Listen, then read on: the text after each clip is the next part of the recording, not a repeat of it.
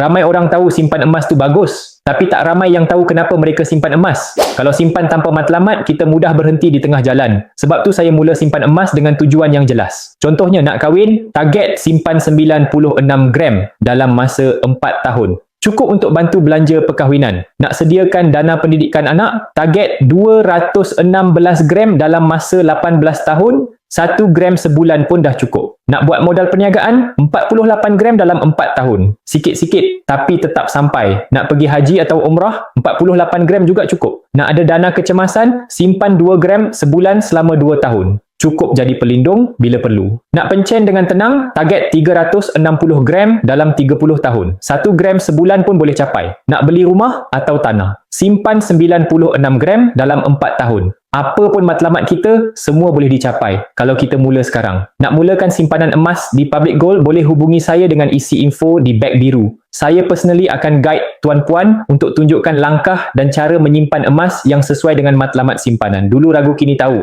Jom simpan emas.